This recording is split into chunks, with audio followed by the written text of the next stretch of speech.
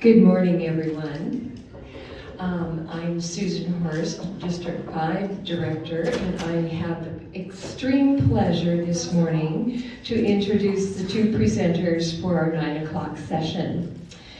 First, I would like to introduce co-presenter Kathy Erickson. Kathy is SNR Endowment Grant Coordinator, and Kathy's superstar quality is organization. She makes lists and spreadsheets to get all the data correct and has great communication skills to share it with members. So our communications organizer, superstar Kathy. It is also my great pleasure to introduce the other co-presenter, Teresa Armstrong. And Teresa is here Nevada Region's District 1 Director. Now, Teresa says, don't let the face that she has, no, there's an error in my script. Yes, autocorrect, here we go. Teresa says, don't let the fact that she has trouble touching her toes fool you. But her superstar quality is flexibility and optimism. When things don't go as planned, pow, bam, she pivots and makes a new plan.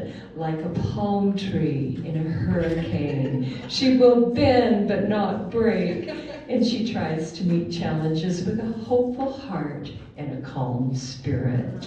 Not because she may always have the answers, but because she believes something good can come from almost anything. And she has sharpened her superstar power by surrounding herself with amazing women of Soroptimist who encourage, support, and inspire her to stretch further than she thought she could. So let's go, girls. We have a world to save. Enjoy the session. Thank you so much for introducing us, Susan. We appreciate it. So first thing we're going to do is we're going to share a little bit about ourselves. So today we're talking about how to inspire your superstar dream team. So as she said, my name is Kathy Erickson. I joined Soroptimist in 2012. A lot of people ask me, why did you join? What motivated you? To be honest, I always tell people that Soroptimist is the best kept secret in town. We do great work, but worldwide no one knows who we are, right? In fact, I was in the elevator yesterday with a member from another club who I did not know, and there was a lady and her husband in there, and they're like, so what are you guys here for? They saw like the superhero stuff. And so, surprisingly, I did the elevator pitch right then. Didn't know I could do it that good. But she had no idea. And she goes, oh, I'll have to check you guys out online. But you know what? You think even here, where we're seeing twice a year in mass numbers, people know who we are, but they don't. So when I joined, I met ladies at the time, our big fundraiser was our Home and Garden Show. And I had a booth there, and the ladies were so nice, and they invited me to lunch to check them out, and I thought, ooh, I'm gonna get all these new customers. Once I came to a meeting, that went out of my head, and I never promoted my business ever, because I realized what our mission was and what was going on, and I loved all the ladies. And I've stayed over the years because I love the mission, I love being able to give back, and after years of volunteering with children, like with Boy Scouts, Cub Scouts, and Girl Scouts, it's nice to volunteer with adults. So that's I stay motivated by loving to see all the faces when I come to club every week or when I volunteer at things, seeing everybody, and those connections is why I stay. Okay, thank you, Kathy. My name's Teresa Armstrong again. I'm a member of the Downtown Reading Club, and I'm District Director now of District 1, my first year, going into second year of doing that. I'm going to take off my reading glasses because I want to see you. I joined in 2007, and if I can remember that far back, it was because a friend invited me. I had never heard of Soroptimist, but then when I heard what it was about, empowering women, I was working at the time. I'm a retired attorney. And so I understood and had seen some of the discrepancies, as we all have, that even in the United States, there's still a need to promote and encourage women. And so I was just captivated by the mission. But what keeps me going? Because we all have those days, years, months, whatever. And sometimes it's a cranky co-member in our club and maybe we're not so enthusiastic anymore. Well, it's our mission, because I come to events like this and I truly am inspired by all of you. You sort of recharge my battery because I hear of all the great things that we're doing. And we have a couple impact slides on our little PowerPoint here. That's from SIA. I mean, just in 23-24, we gave over $3 million in Live Your Dream Awards. And I think over 23,000 Dream a Bit. That's amazing. Because as much great work we're doing in our local clubs, collectively, we're reaching the world. And we just need to celebrate that and let everybody else know how amazing you all are. So before we move on, I just want to read a little snippet of a letter our club received just out of the blue a couple of years ago. And it says, in 1973, I was a single mother, and I received an award from your club for $50. And she says, at the time, it may seem like not a lot of money, but what really encouraged her was that somebody believed in her that she could complete college. She ended up going on to become a clinical psychologist and help drug addicts overcome their addiction for 30 years. We really are investing in dreams. And I was in high school, so I can't take any credit for this back in 1973, but that's who we are, that's who we have been, and who we strive to continue to be. So, first of all, some of you have little hand clappers on your table. Give yourselves a hand. Thank you, Teresa. Okay, we're on time so far. Good to go. So first thing we want to do is we want to get some input from you. Because we could stand up here and yap all day, but unless we know what kind of challenges you're facing, we can't help you with those. So first thing we'd like to know is what frustrates you the most about getting your members and your team motivated, and what kind of challenges do you face in your club when trying to inspire them?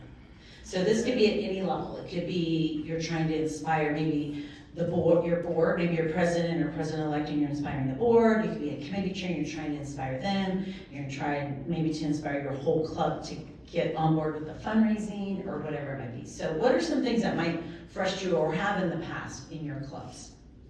I just have a question that anybody can answer.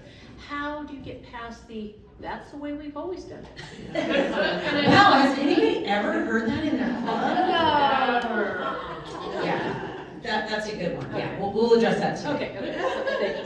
We'll try. Yeah, we'll try.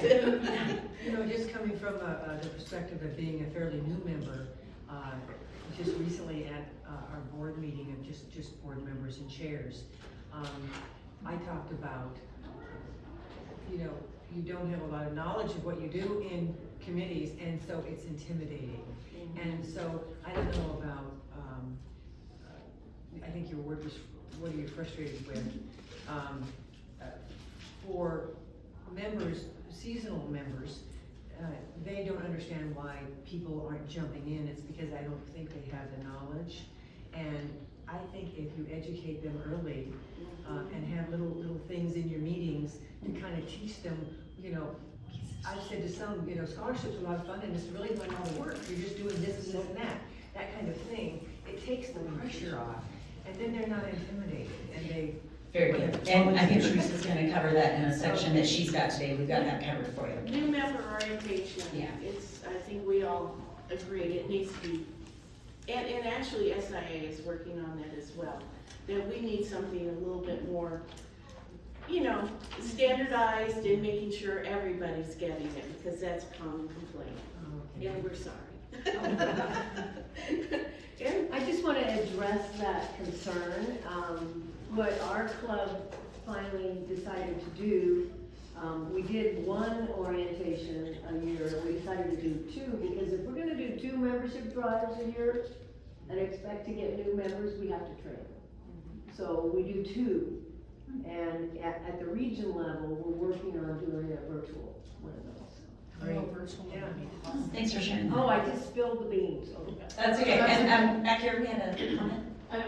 Through post-COVID, we had to learn how to pivot. I don't have a good outside voice inside. We have to learn how to pivot like everybody else with fundraising, and there's half the club has been there. We've always done it this way, and the other half is newer. We had to everybody still wants to raise X number of dollars for scholarships and everything that we do, but trying to bring about change, because I'm big at pivoting. I can pivot with almost anything, but trying to get the rest of them on board, because at a meeting you present a new fundraiser and they just stare at you. So at the board level, we said we'll try one new one this year. So now we have a bunch of little ones instead of one big. And a lot of people are just frustrated, but trying to get them on the train and keep going forward. And we'll address that too in one of our sections. So one thing that I'm hearing from everyone is you're frustrated, but you're not saying anything about they're not motivated, because it really does come back, and that's why we're all here today, to them being motivated and inspired. And that's where we often get frustrated is our club, our team members, committee members, board members aren't continually inspired and motivated. So we're gonna hopefully help you find some ways to get around that. Yeah, and thank you for raising these issues, because we can see there are barriers to motivation and inspiration, and that's lack of knowledge, maybe lack of energy to take on something new. So yeah, we'll try and address some of these issues, and at the end we'll try and wrap up and see if there are any further questions, suggestions. We always want to hear the suggestions. Yeah, we're just here to give you some ideas, but some of the best ideas in these workshops come from the floor and from everybody, because we're all out there in the field with our clubs, with volunteers, with people we're giving awards to. We all need to share our ideas. So, and thank you all for your input, I appreciate it. So our first section is, where do I even begin? Right? I mean, where do you even start to motivate someone? A lot of us have had leadership positions at work or in other organizations, so we have a general idea. There's no set way that works for everybody. I have a quote that I want to share with you, and I'm not sure who to originally attribute it to. I got it from an online training with Belinda Ellsworth, who does some motivational things.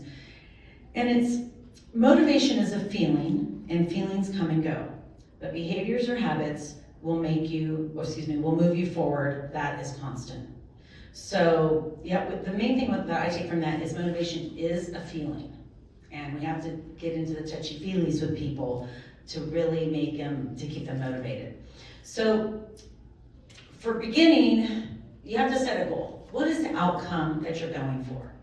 So I have a couple examples here. I'm not sure, luckily no one from that club is here. They don't see it on YouTube. And I do applaud all of you for not going to someone from your club's presentation, because you know what? You see them all the time. They're not probably going to share anything new that you don't know. So in our club, we had, when I was president a few years back, we needed internal funds, to keep the lights on, send the mail, gifts for speakers, that type of thing. So we were very fortunate. We have a member who owns a coffee distribution company, and she was donating bags of coffee labeled. She does it for other businesses too, labeled with beautiful Soroptimist label with some of her information on it. And I helped her design a form similar to what Girl Scout cookies do. Use that type of a form for the order form. And they handed them out to everyone in club. And here I am, president. I went to the person in charge. I said, "How many bags of coffee do we need to sell? What's our goal?" "Oh, I don't know, we just need money." "Okay. Well, how many do I need to sell? Divide the number, figure it. Oh, I don't know, whatever you can." Was I motivated? No. I mean, if they had said, "Kathy, we need each member to sell 2 bags or 5 bags, I would have been motivated to go do what I needed to do. Maybe hear that You know, Mary Jo has sold 15. Oh gosh, maybe I want to hit that. You know, I was motivated. Nothing did it for me. Well, friendly competition is a good thing. And yeah, that can help too. But my point is you have to know what your goal is, especially if it's monetary. You just divide it up and you start there, right? And then I have a non-monetary example. We have a communications committee. We're very blessed. We have 75 members this year, so we have a large club. So yeah, we have 6 committees, and one of them is we call it COMCOM, Communications Committee. They came up with that cute little name, kind of like COMCOM, I guess. And let's say, and I haven't sat on that committee in a while, so I don't have any specific examples. But my thoughts were, I know we have people on there in charge of our social media. They take care of the Instagram. I don't know if we do Twitter anymore. We do our Facebook, and there's somebody in charge of that. So my thought is, let's say Teresa is our point person on my committee, and we're like, okay, we need, you're in charge of that. Is she motivated? Maybe she has a background in social media, maybe not, many of us don't. How does she know what her goals are? How is she motivated to do anything? Have we said, oh, we want to, what's our goal? Do we want to increase how many people follow us? Do we want to make sure and acknowledge everybody who's been a sponsor, or acknowledge members' birthdays or members' accomplishments, or, what's our goal? If you don't have a goal, how are people going to be motivated? You can't just say, here's your list, here's what I need you to do, bye-bye, go do it. I mean, how are they going to be motivated? There are those people, we do have the worker bees who will do those things. But if they're not motivated, how are they going to do it? So yes, what's your specific team goal, and then knowing what your team is. So for your fundraiser, it could be your fundraising committee. It could be your whole entire club. It could be just a few specific people. You don't need to motivate the whole club to do social media when you have one person in charge of it. That's what I'm getting at. And you don't necessarily need to let everybody know. I mean, you can let them know generally, our goal for social media is this, but you have to make sure that person in charge knows also. Yeah, and I would just say, having a large club, things have to be more structured. You have to be really organized. Most of us are in smaller clubs, under 30, and so the dividing lines between responsibilities can become a little blurred. So how do you even know what is a motivational goal? It's a feeling. What does that translate? Most likely it's going to be it's a general feeling. If your club's not happy, right? But, look in terms of maybe set a membership goal. We're going to target to grow our club by 10% this year. Or have another club. We're going to have 3 social events this year. Make it something reasonable and doable for your club, depending upon size.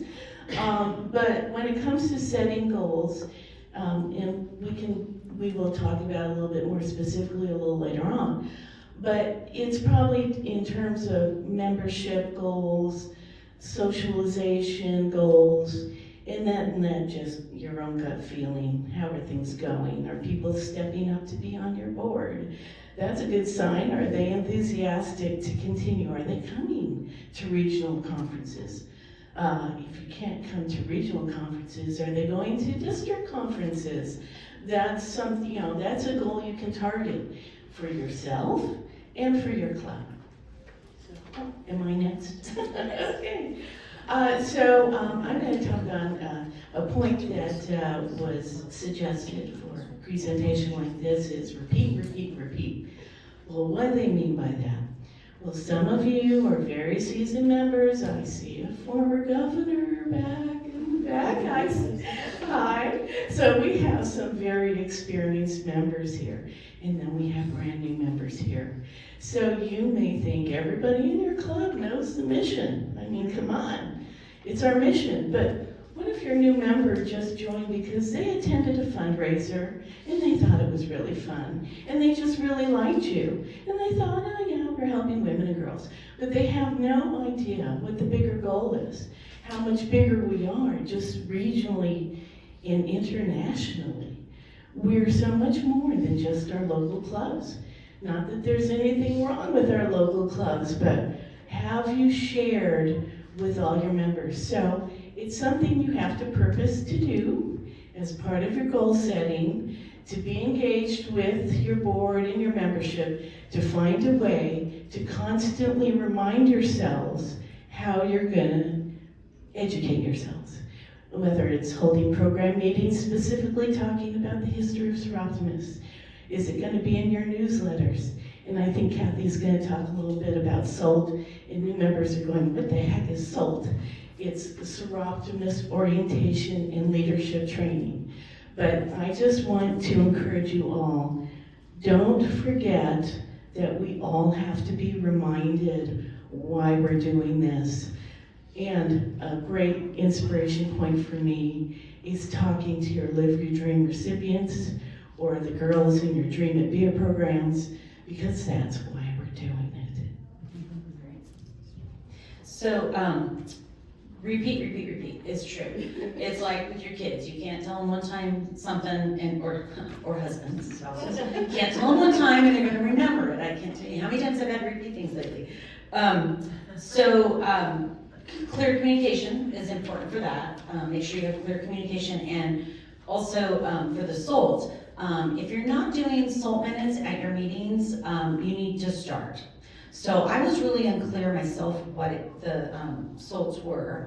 Historically, we had them every business meeting once a month, and it would be an older member would get up, someone who'd been in the club, 30-something years, and they would say, oh, we went to this conference in LA, and Valine Smith flew in and I shared a room with her and she spoke. Okay, well, that's not really teaching us anything. That's a little historical stuff, but brand new member in the room who's 25 doesn't really care. I'm sorry, they don't.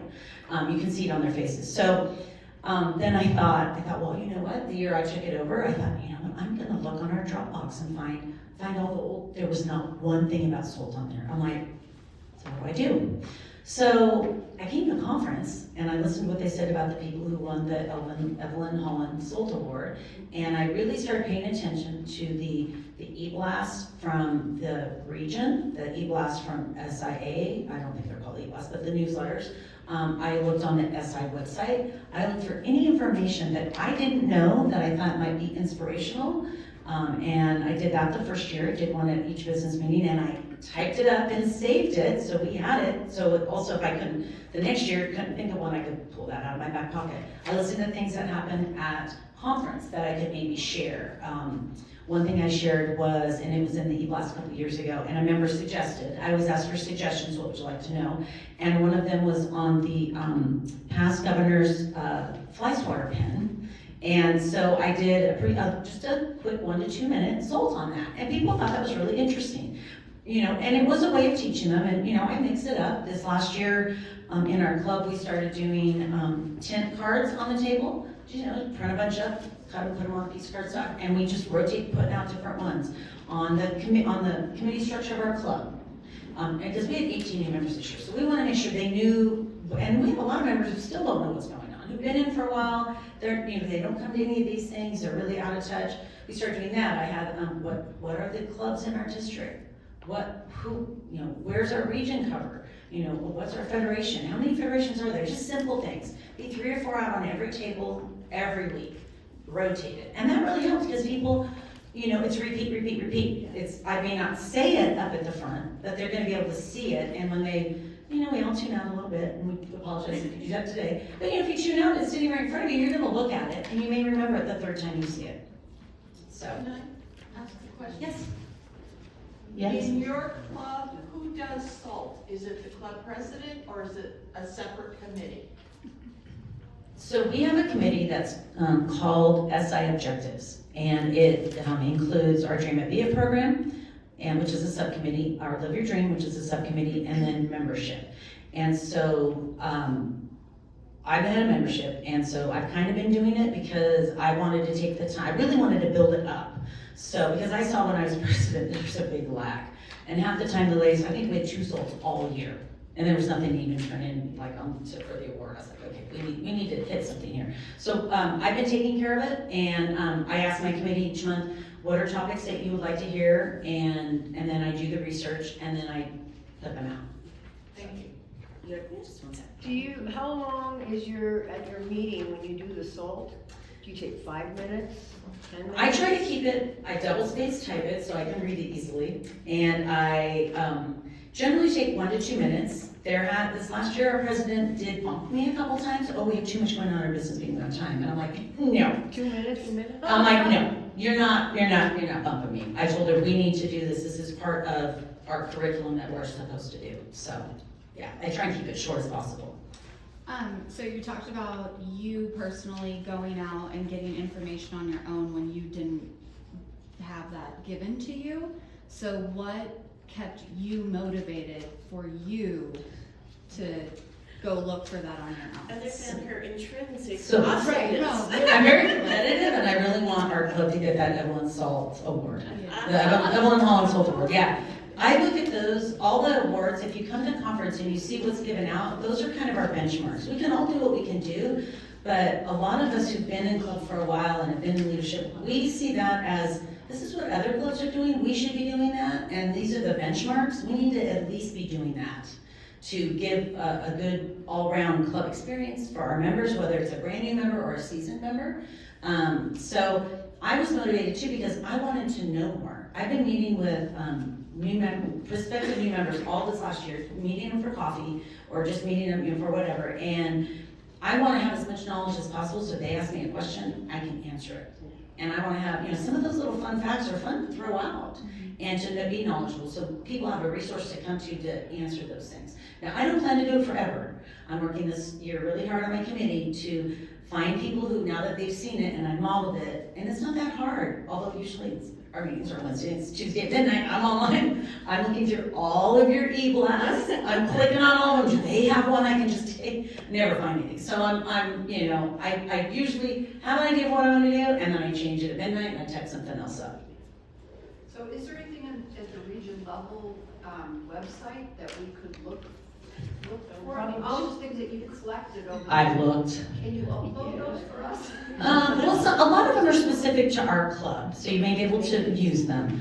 But I'm hoping this year to get them on we're redoing our entire website for SI Chico, and I'm hoping to get them on there. So future members who do SALT don't have to do it every month, they can pull one out and maybe just update, like if the districts change or whatever information. Sometimes my SALT is on, I try to do little advertisements too, and this is a little bit off our topic, but it's all about motivating people. So in June, we have our regular June business meeting, and then we have our end of year business meeting. So 2 weeks later, I have to do it again. And I'm like, I'm still gonna do it. I'm doing it 11 times a year. And I basically did an SDR commercial. And it was like, how many of you been to SDR? And I read through and say, this is some of the things we've learned in the past. These are some of the great classes and all the benefits of coming. That was my SALT minute. Because there's so many people that are like, what's SDR? What's that stand for? Maybe we even have members that think the name of the conference is SNR. And I'm like, that's the name of our region, everyone. So also getting the acronyms and whatnot out there. So the more you know, the more you know. One sec. Oh, Sarah. That's all right. We do have a coordinator, a region coordinator. Mhm. That is a great resource as far as what type of programs, how often, some structure. And also utilize your past governors. Past governors, they've gone to leadership, and yes, we could go on to SIA and do more leadership, but our goal is not to come back to the club level and lead. But our goal is to build members so they can lead. I will tell you, my club, I'm gonna volunteer to do SALT for the rest of this club year. I like your ideas, but it's not about just saying there's 10 clubs in this region. It's about, talk about the programs. Yeah, and ours isn't, that's not one I do, that's more of on a tent card. So that will be on one tent card on the table, there's 2 others that may be, I also put on the, our mission and all of that, so people know. So if we're expecting people to learn an elevator speech, if they read that every week, it's right there. And also have a trifold board when they walk in that a lot of those things are on. So when they're standing waiting to be greeted or whatnot, it's right there at a glance. So. And I will tell you, I don't think every member reads the e-blast. They don't. So taking the e-blast and doing a synopsis, that's probably not a bad idea. Yeah, and trying to change it up too. Kathy was asking how long they are. You don't want to be too long because you're going to lose people. It needs to be very short, brief, but enough that if they want more information, also, one time I did it on the resources. Have you guys ever been to our website? Have you guys ever been to the SIA website? That's on our website. It's not scary. So that is what I did for one. I just want to say, as a younger professional, I am really embracing ChatGPT. So I'm a financial advisor, and when I send stuff out, I put it in ChatGPT and say, can you give me a font or colors or a scheme that pops for the eye? Because I will say, sometimes like the font that we send it in or what the theme of it is just maybe it doesn't grab our attention, so we move on. So maybe even doing something. That's a great idea, thank you. I appreciate Video that. too. Very good. Okay, we got a little on track here, so, I think salt and it was actually great, but one of the reasons I asked you to speak about salt was because I had an opportunity to go to Chico Club and see what you were doing. And it was an excellent idea. And it sort of falls under repeat, repeat, repeat. Because if you're getting it every meeting, it's just going to be a constant education, because even those of us who have been here a long time, things are changing and we need reminding. I will speak very briefly about resources, and excuse me while I get to my computer. So most of you, and I hope all of you, recognize our Sierra Nevada webpage. This is a tremendous resource. It's also actually a great place to start to connect to SIA, because our regional website will connect to a lot of SIA forms. But I also wanted to let you know about another resource. Holly Nash is our Regional Federation Chair, and you might know her better as Wonder Woman. So, but on our webpage, there's a whole section dedicated to membership. And you can find everything. How to grow your club, how to retain members, all sorts of ideas. It's on the web, it's on our own web. So be sure you're accessing this. So I also just wanted to point out this. In addition to the membership section, we have our SNR roster. And not everybody knows how to get there. It's on the far right. Does everybody know the password? How many of you do not know the password? Yeah, it's the year Soroptimist was created, 1921. So this is actually just a screenshot, but if I were to type it in, it would bring up the entire roster. It's pages long. I'm not going to go through it now, but I want to let you know. This is where you'll find contact information for your federation chairs, your district directors, the other members of the regional board. It has organizational charts for SIA and SI. But one of the things that I find to be most useful is you're always wondering, when are we supposed to get those things done, and when do we have to turn them in? At the very end of the roster, there's an entire list of dates. So spend some time getting familiar with your website. I know it's a little bit like peeling an onion, but there's a lot of resources there for you to utilize. One other just real quick question before we move on. How many of you have in your clubs a written club roadmap? Anybody? Current one. Yeah, a current. Leave a 3-year-old one on our website. Yeah, and this goes back to originally touching on the goal setting. What do you mean by that? I mean, does your board at the beginning of the year say, membership committee, how many new members are we going to get this year? 10%, 15%. Fundraising, how much money are going to raise? Public awareness. Who's going to manage the social media? How many likes? How many followers? I really encourage you all to reach out to your board. It's a shame because the workshop on developing a club roadmap is the same time as this presentation. But these presentations will be hopefully edited and put up on our YouTube page, which is another resource. I mean, once you link to our website and get into some of the membership information, there's videos, inspirational videos, links to YouTube. There's so much out there, we couldn't possibly cover it this morning. One thing Thank you, Teresa. One thing I wanted to add to that is you might be thinking, well, what do these resources have to do with motivating people? For a lot of us, having the information that we can be at home and access on our own and digest on our own or print out or do whatever, knowing where to go to get that information can be very inspiring and motivating. You may read about something on the SIA website that you had no idea. I've heard things on there looking for forms. I get lost and then I go down a rabbit hole, and you're there for 2 hours. But you find something that inspires you. And there's a lot of, think about look how many people are here at SDR. We have 75 people in our club and 7 members are here. That's not even 10%. So there's a lot of people missing information. If you can get them to the website, they might get inspired that way. Yes, sir. And one other thing, in that roster is all the contact information for past governors. Yes. Part of our job after we complete serving is to be available and to share the knowledge and our experiences. So don't be afraid to call them. Okay, your inbox is gonna be full. Your phone's gonna be ringing off the hook.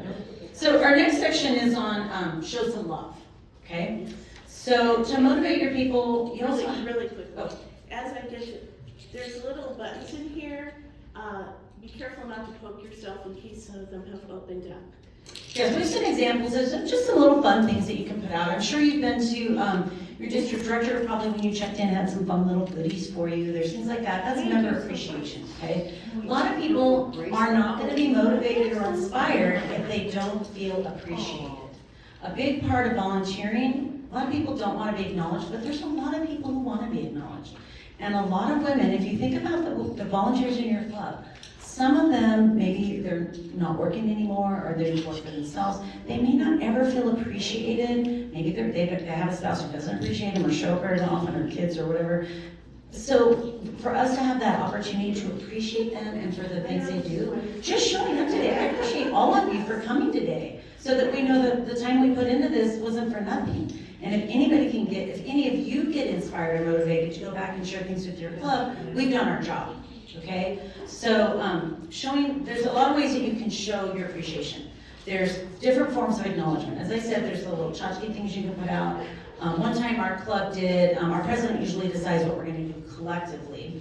And we did $5 gift cards to Starbucks or different coffee places around town. So when someone went above and beyond and did something outside of their committee or, stepped up and did something they weren't asked to do for club, we would appreciate them, acknowledge them in front of everyone at a meeting, and usually a business meeting, and give them a card. In the past, we've done charms. We've had presidents who, first time you did something, you earned a charm bracelet, and then over the next few years, the president would choose, I think from Oriental training, different charms. We had a little budget, just a little budget for that, and we have tons of them left. They've kind of gotten away from that a little bit. There's also non-monetary ways, and these are the ways I love, because you know what? I got a lot of those pins, and I used to have them on my bulletin board at home. I don't wear them. You go to a meeting, we all wear our Soroptimist, our logo stuff and our jewelry and all that. Although we all know we're Soroptimists, so I don't know why we wear it there. We should be wearing it out in public, right? To get people asking, what's that for? But I like the non-monetary things with myself. It can be a thank you note, a handwritten note, a typewritten note, whatever, mailed to someone. And I don't buy stamps, so I don't mail things often. But when I do and I write a handwritten note, it means something to someone. Emails, sometimes it can just be a very nicely worded email. Thank you, Mary Jo, Mary Jo. I apologize if any of you are named Mary Jo. I don't know anyone named Mary Jo, so that's always an example. That's my sister's name. Oh, there you go. So, but it may say something, thank you, Mary Jo, I really appreciate your input at the last meeting, or whatever she did. And a sincere thank you, especially if I don't send emails all the time. That is something special. A shout out in your club e-blast or newsletter, that often is, can be inspiring to someone and shows your appreciation, announcing it at club. We do have a lot of members that don't want to be acknowledged. They do anonymous donations. They do things behind the scenes that they don't want credit for it. So you have to make sure you know your members and know what might be helpful to how to appreciate them. And one thing that I have found that works really well is just noticing someone. So let's say Carol decides to, she does something really special and I'm not on her committee, but I've noticed it. And just take her aside a meeting and say, I noticed that you did X, Y, Z. Thank you so much for stepping up and doing that. or maybe you're trying hard to fill a board position in our club. We couldn't get anybody to be treasurer-elect. And finally, I'm like, I'll do it, but I'm not leaving membership. I'll step up. We need someone to do it, right? So I did. I had so many people email me or take me aside and say, thank you so much for stepping up for club. And I was like, oh, yeah, sure, no problem. I mean, I had no problem doing it or I wouldn't have done it. But it meant a lot to me that they, especially when, I even had a couple of people send me notes to thank me. And I thought, and so think about how, I get kind of tingly thinking about that. Think what motivates you, being that you appreciate them, and that makes a difference. Yeah, almost everybody can appreciate a thank you. And if it's handwritten, so much the better. And don't forget, you want to inspire your donors, your supporters, maybe your Soroptimisters, don't forget them, who've, supported you while you're in Reno having fun. But saying thank you is so critical. And I mean, what's the opposite of motivation and inspiration? It's burnout and apathy. And so you may have someone like Kathy in your club who's always willing to step up. Well, she's got a life outside of Soroptimist too. And sometimes things can get overwhelming. We all do. So appreciate the fact that you do have that member who's always doing that fundraiser, or that member who is always willing to step up and serve on the board. They're the ones who probably need the thank you the most. So definitely encourage your new members, but don't forget your longtime members too. And don't forget yourself, because you're here, and it means that you care. So I'm going to speak briefly about innovate and challenge, and I think that goes to the question about, we always have done it this way, or gee, we tried that once before and it didn't work. The reality is change is the only constant, right? Soroptimist started over 100 years ago. What were they like back then? If you look at the SIA website, they were wearing funny little hats, and their focus was a little bit different back then. A lot of it was networking, because business women just had no other way to connect. But now we're so much more, and SIA has given us a mission and a vision and a real focus.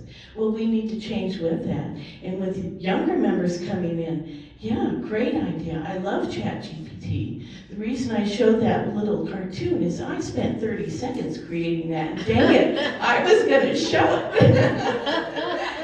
So if you haven't figured out the joys of artificial intelligence, I strongly encourage you to do it. It's kind of addictive. Definitely, so what do? New ideas are going to come up, new members are going to come in, and we certainly don't want to squelch their enthusiasm. Especially, you have members coming in who have a wealth of experience from business, other nonprofit groups. You want to listen to what they have to say. But we're all so busy, it's like, oh, another fundraiser. Oh, I can't put any more on my plate.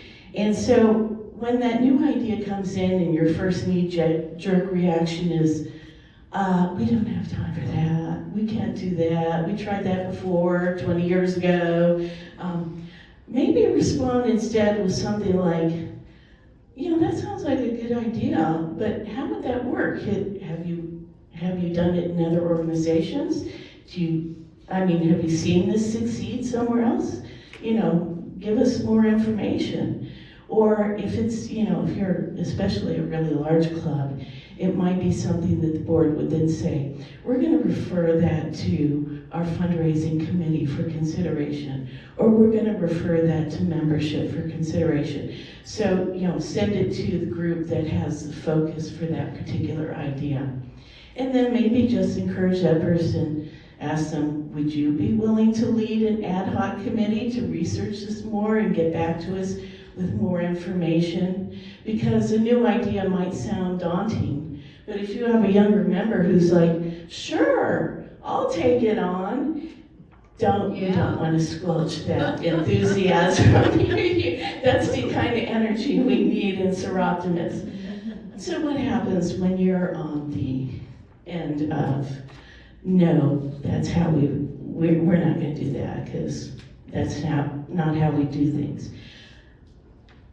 try and buck up, remember the mission, and it may not be a no, it may be a not now. It may be that you, if it's really a passion for you, that you have to do more research so you can bring the information back to the club that no, this is not going to be taking on a project that's going to require 100 volunteers.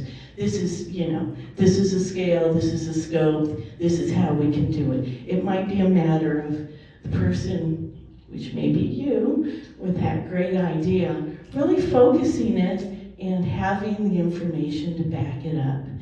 And hopefully you convince your club members. If not, talk to other clubs. Maybe you can get encouragement from other Soroptimist members about that idea. Can I have one thing in there really quick? Sure. So when we're talking about, we've always done it that way. I hear that a lot from seasoned members at our club, a lot. And so a couple of years ago, the president that followed me, she came up with the term, we're gonna do a pilot program.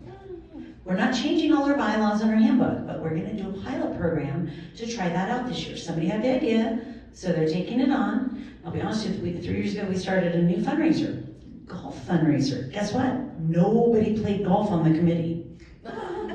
What were we thinking? But we took it on. We found resources in the club and did it. But it was one of those, everybody in the club was like, oh, what do we have to do for that, right? Because we'd never done it, but we had to find something new. So pilot program, that's a great way, and there's some other terms, ask GPT for some ideas or names and things you can do. But you can try everything once or twice. You don't have to make it your permanent change. And maybe it didn't work before, like in our club for membership. We used to do what we called getting to know us. So let's say that these ladies were interested in finding out about our club. So a couple, the president and the membership chair and a couple people would meet them out at like a wine place, and they were appetizers, and they tell them about club. And you know what? We only got like maybe 6 new members that year. Well, this year I changed it. I saw that didn't work. I didn't feel it worked. I took a guest one time, and there were 4 Soroptimists and 1 guest. Because we were doing them every month. And my friend was like, oh, I just came to get information. She felt overwhelmed. And we didn't throw any presentation out or anything like that. So I changed it, and I started this year. Somebody would find us on the website or at an event or a friend of someone. If they brought them to lunch, I would contact them right away, thank them for coming to lunch, and offer to meet them for coffee and tell them more about our club and how it could fit in their lives. You know what? We had 18 new members this year. And people would come to me and be, well, what are we gonna do with getting to know us? I'm like, that's why they have them come to a meeting, and then I'll hook up with them after that. Because people are gonna ask me questions one-on-one that they're not gonna bring up in a group of people they don't know.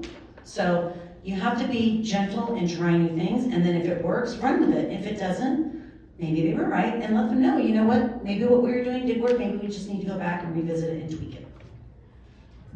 I want to comment a little bit about the reverse of that. With a huge club like Chico that's growing, which is phenomenal, they may have a different experience from the smaller clubs that are barely hanging on. And I see more than a few gray hairs out in the audience, and mine would be gray too if I hadn't decided. Try and be respectful of yourself and the season that you're in. What you did 20 years ago may not really be realistic now. If you can attract new members and grow, that's a great goal to have. But if you're finding that you're getting overwhelmed, we've lost a couple clubs in our region for that very reason. They just felt overwhelmed. And what I would like to encourage anyone who's in that sort of a situation, even if you do one thing, even if you do one Live Your Dream Award, like that lady, you impacted a life. So don't give up entirely, but refocus and know what your strengths and limitations are. And just be respectful of the season that you're in. So we are getting kind of tight on time. Okay. So our next section, we got all of our sections from a handout on the SIE website, so we didn't just come up with these on our own. So I'm going to talk a little bit about knowing your team. So getting back to motivating your superstar dream team, you need to know your team. So if I'm getting together with these 2 ladies and we're in charge of, say, the next membership mixer, if I need to have them motivated to get on board and help me get this going.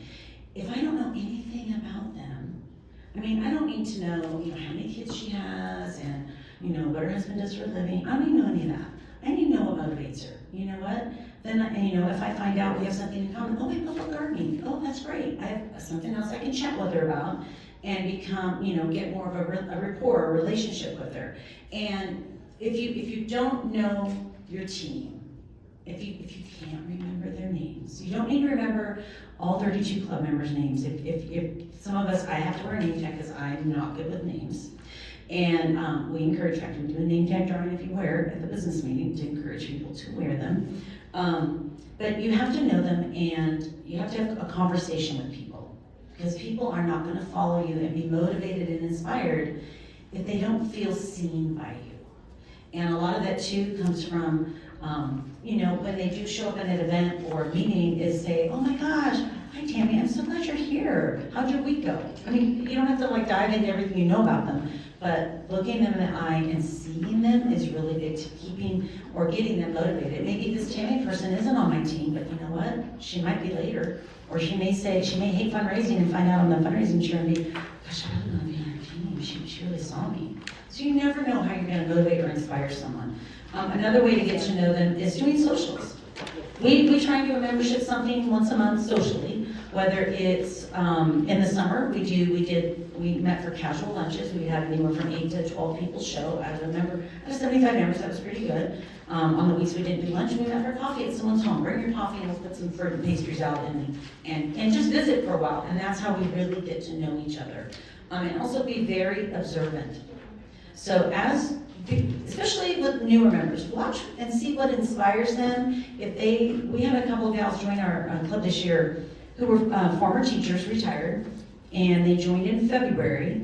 And in March, they heard at a meeting that we were having trouble getting girls for our April Dream of It. And they said, well, can we go back to our old school and get girls to come? We're like, please, yeah, that'd be great. So they went to their old school district, they knew teachers, they went in and presented all day long.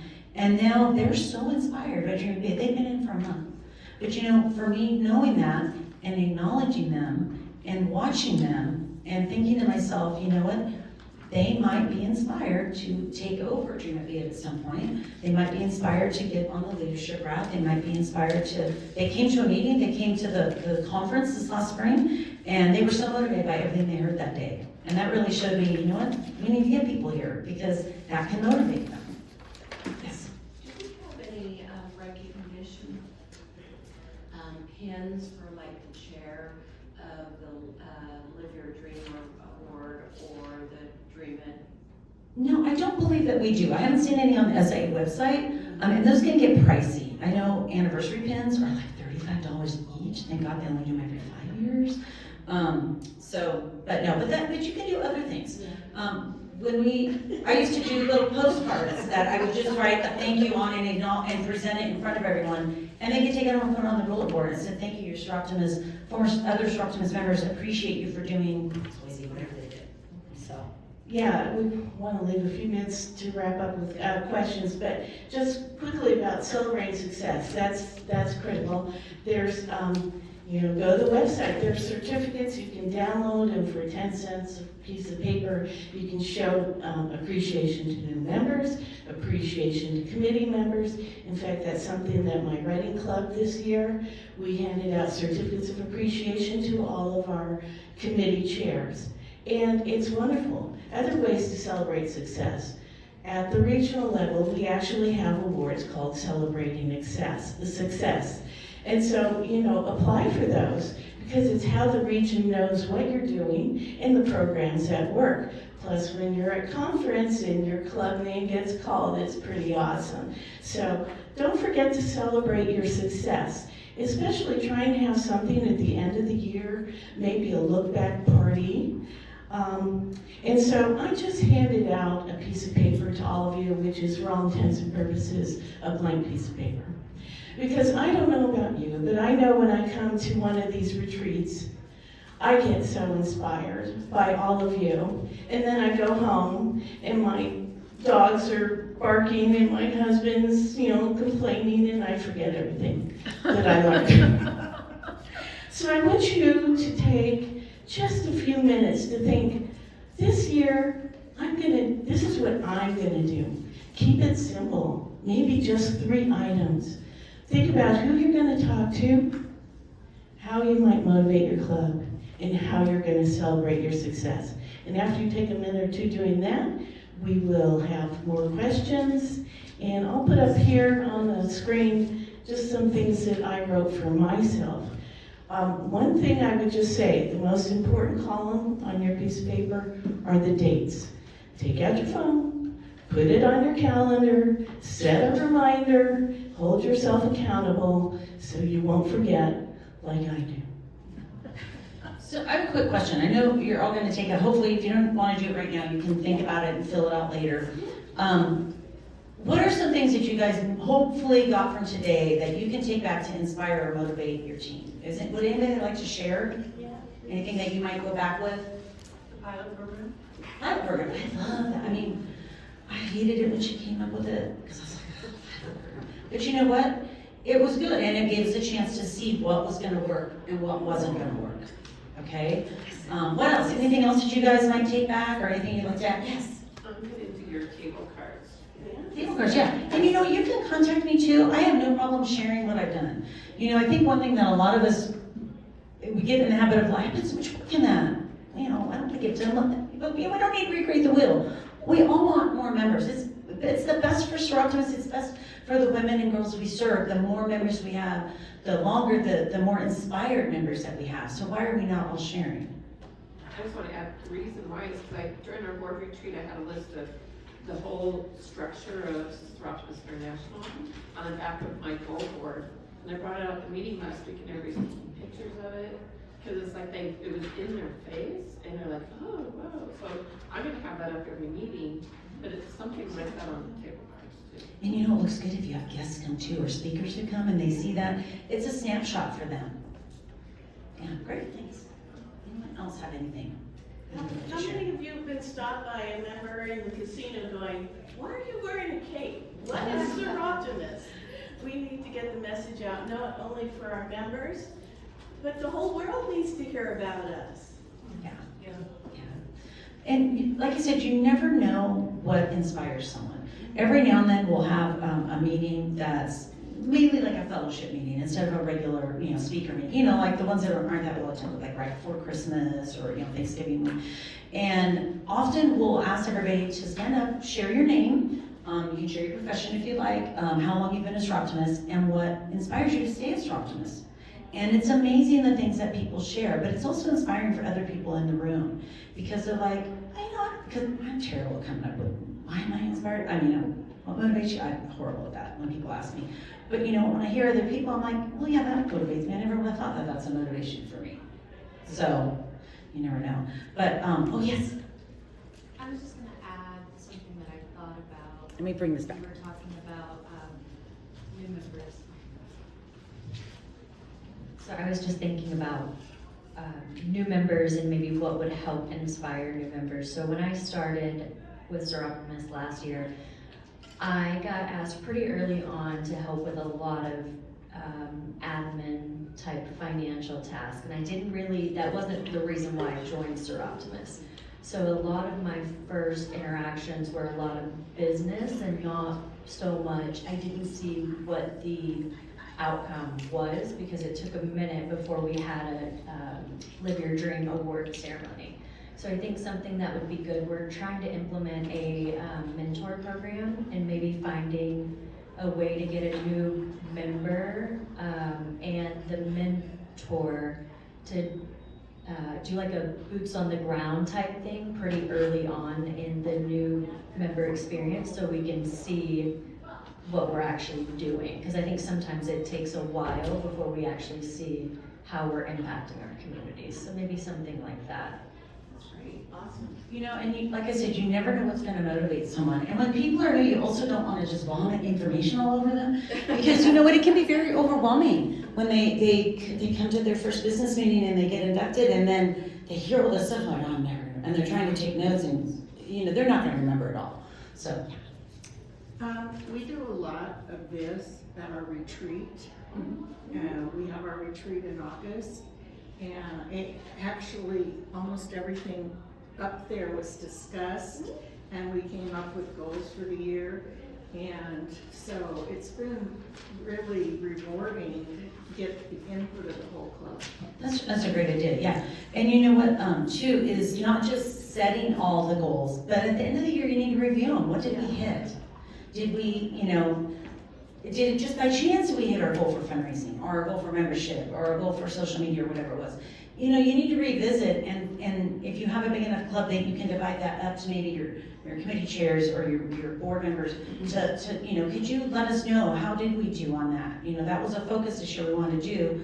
And we try in our club to make sure everyone in charge, every board position or committee chair writes up a report, kind of like the Live Your Dream and Dream It Be It reports that they do and send in, and they can give us that for those. But we want to have it in our archives so that we can look at it and see what were the goals at the beginning of the year, what did we do and how did we get there, and what would we change? Because you know what, not everybody, even in a small club, not everybody does the same thing every year, forever and ever. And when that person leaves for whatever reason, whether it be, they move or they pass away or time or whatever, you need to know what happened so that you guys you're not recreating the wheel every time. Well, thank you all, and make sure that you've signed in the back if you haven't already, and please be kind with us on your reviews. and with that can be edited out. And we'll be here for a few minutes until the next class if you have any further questions or catch us at lunch or something. Or suggestions. Yeah, suggestions or this. Thank you.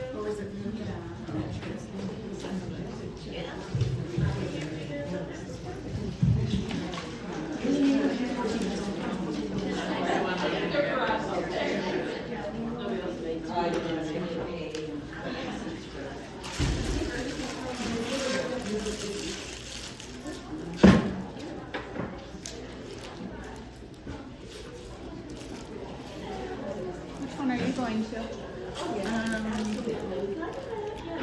New members. I meant to go try I think new members. Okay.